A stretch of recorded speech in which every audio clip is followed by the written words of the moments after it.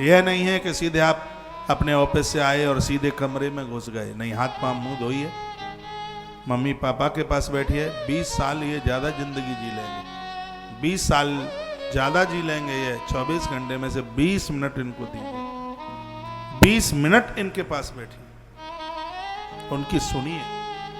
उन्होंने इतना सुंदर शरीर दे दिया है, आपको ध्यान नहीं है कि आपके लालन पालन में उन्होंने, माता ने छाती का दूध पिलाया, और नारी ने जब छाती का दूध पिलाया संतान को, और उस समय उसने अपने सौंदर्य को यूं आहूत कर दिया जैसे ब्राह्मण हवन सामग्री को यज्ञ कुंड में आहूत कर देता।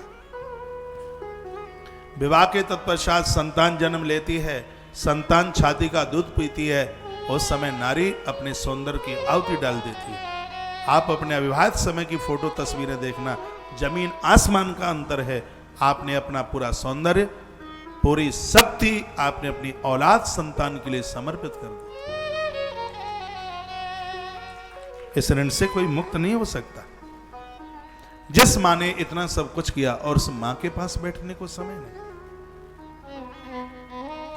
जिस बाबूजी ने इतना ऋण कर्जा लेकर, क्या अभी वो 55 साल में बूढ़ा नहीं हुआ है?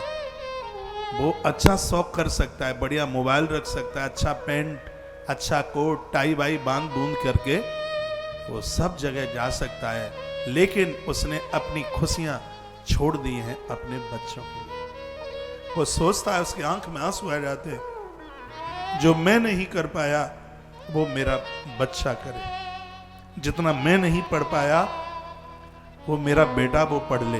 उपनिषद में एक बड़ी सुंदर कथा आती है, जीवात्मा परमात्मा के यहां से जब चल रहा था तो उसकी आंख में आंसू थे।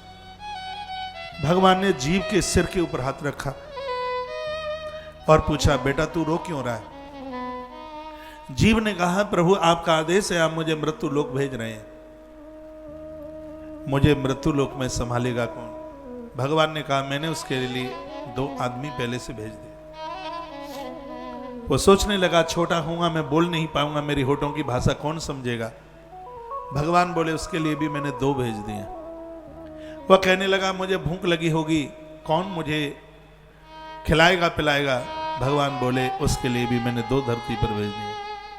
छोटा हूंगा, आने जाने का मन होगा, कौन लेके जाएगा? का उसके लिए भी 2 भेज दिए।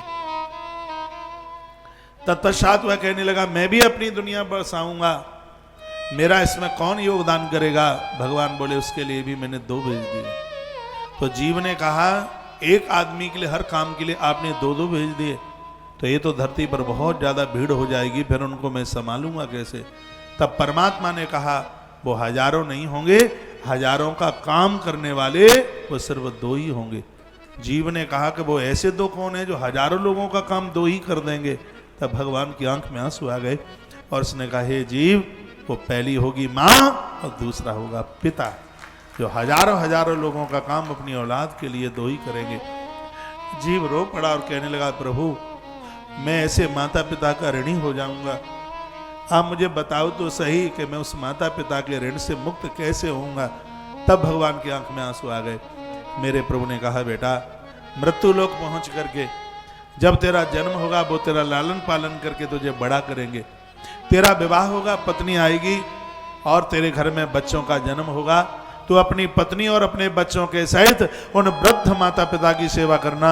मैं वादा करता हूं, इधर से तू अकेला जा रहा है, लेकिन उधर से मैं तुझे अपने कंधों पर बिठा के लाऊंगा, तुझे लेने के लिए मैं धरती पर जाऊंगा।